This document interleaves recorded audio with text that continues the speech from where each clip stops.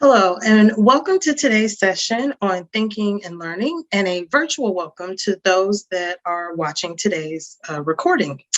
Today is Saturday, January 15th, 2022, and I hope that you've had a moment to set up your Zoom meeting as it will help the session to run smoothly. If you are with me today, I ask that you please turn on your camera and mute your mic until you have been called upon for your questions or comments. I'm also asking that you remove all distractions. This includes putting your phone away and separating yourself from any children, pets, or other individuals. The goal with this is to ensure that you are able to participate fully and get the full value of the lesson. First, we're going to complete a quick quality check. If you were able to set up your Zoom window at the beginning of class, at the bottom, you should see a toolbar with an option for reactions. Please use the thumbs up reaction if you can hear me satisfactorily. See the record notification in the top left corner of your screen and are able to see this quality check slide. Please let me know if you have any issues. Some of you I've worked with in the past, but there are some new faces. One of the cool things about this session is that all of us share the similarities here as trainers who are looking to increase their effectiveness. Let's take a moment to introduce ourselves to the class. We will use Flipgrid for our introduction. Please click the link found on the slide and provide your name or the name you'd like to go by, the department that you train in, and one thing that you hope to gain from these sessions. I have completed my Flipgrid introduction, but for the sake of those joining us virtually, I do want to introduce myself first. My name is Kasharon Robinson. I go by Shay. It's actually spelled chai like the tea. And I used to train for our intake department in home health care. My goal with these sessions is to expand your knowledge and training. For those of you that are joining virtually, please pause this video, click the link to the Flipgrid, and introduce yourself to the class.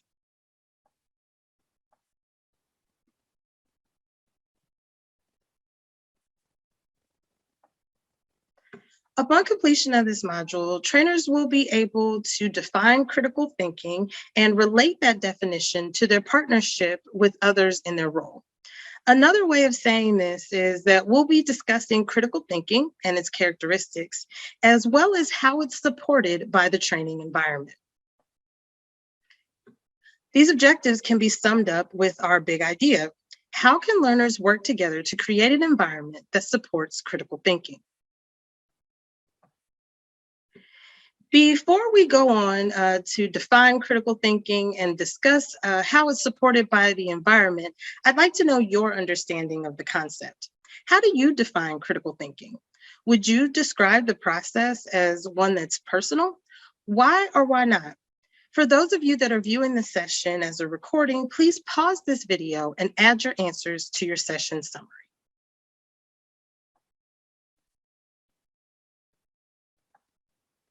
You may be surprised to learn that critical thinking is directly related to group interactions.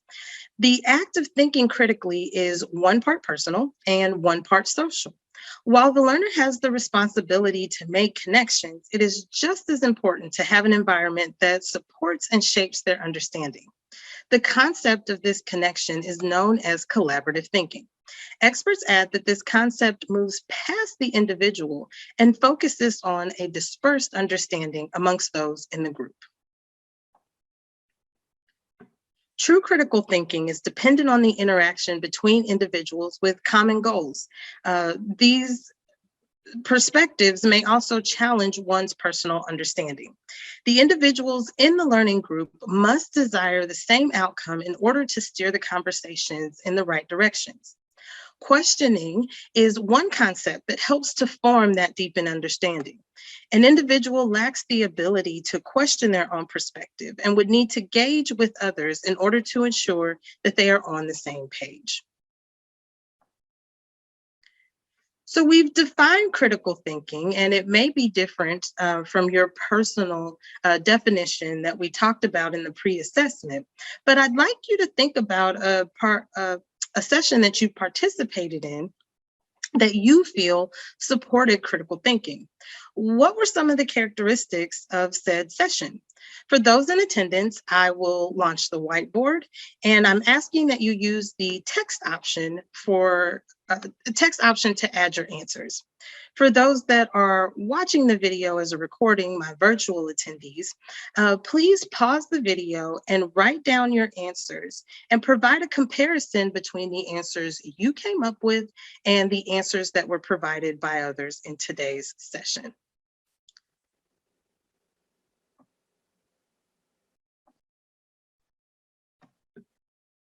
So as you can see, I have launched the whiteboard. At the top of your screen, you should see a toolbar, and the second option from the left is text. Please use that option to type your response. I'm asking that if you notice someone is using a color similar to yours, you can go over to the format option and in fact change the color of your response. For my virtual listeners, I'm going to ask that you pause once this whiteboard is filled out so that you can see what answers were provided in the class and provide your comparison.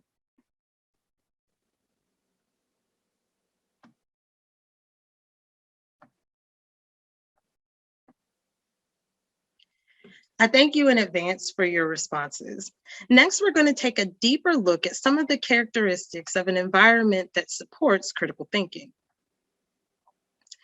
An environment that supports diversity allows for many different perspectives and permits the participants to define their understanding.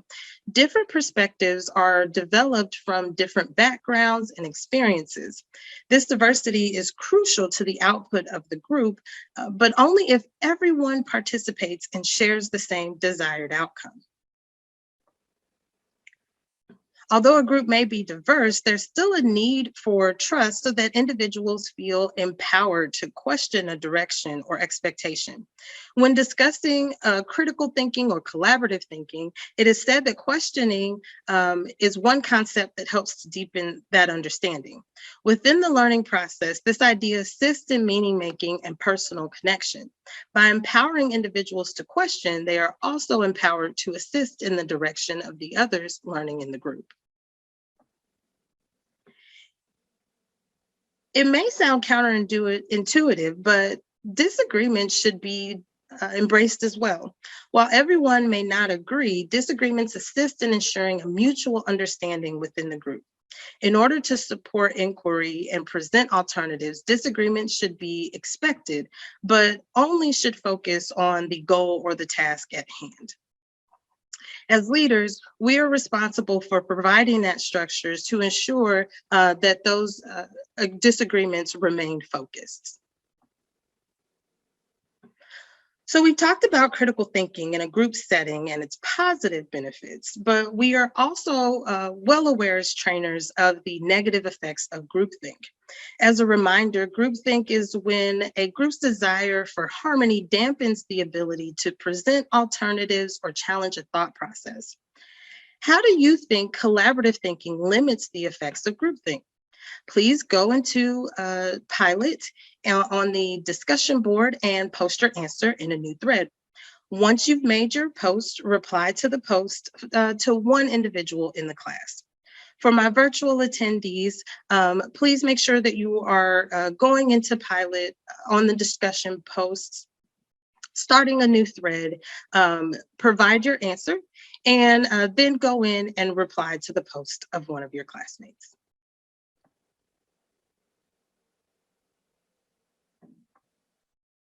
So we discussed the characteristics of collaborative thinking, its relation to critical thinking, and the characteristics of a supportive environment. However, there are some things specifically that we can do as trainers to ensure that we are creating that collaborative environment. The first thing we want to do is ensure alignment amongst the individuals. So for us as trainers, this was kind of already completed during the hiring process. So everyone that we are getting in a new session, they just want to complete their expectations of their job role. With everyone in the class having that same goal, it is a little bit easier for us to ensure that our sessions and their interactions remain task-oriented. We also want to welcome open dialogue. Open dialogue, with that idea, it's individuals feel comfortable to share their ideas. Although as trainers, we're limited by time constraints in our sessions, it's important to highlight any deviations that may come up in discussions to help form the overall learning experience. So for our next activity, let's describe some activities that we can implement as trainers into our session that facilitate collaborative thinking. For those of you that are watching the recording, please pause the video and provide at least 3 activities and their benefits in your session summary.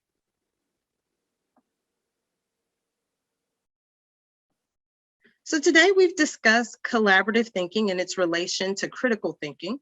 We now know that it is based on the thoughts of individuals and how a group can change or challenge said thoughts. We've also discussed the collaborative environment that includes open communication, supports inquiry, and empowers participants to question or challenge the understanding of others. We've also discussed our part as leaders and trainers in creating that collaborative environment. At the end, we just want to provide that structure to steer the group towards a common understanding. Our last activity will actually be an assessment.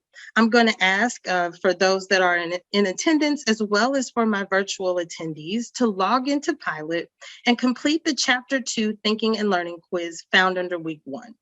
Please note that the quiz is open book and open note. Thank you so much for your time today. This does conclude today's session. Please don't hesitate at all to reach out and follow up if you have any questions or concerns. I appreciate you and your time. Next week, we'll discuss how technology will help us to build a collaborative environment. Thank you.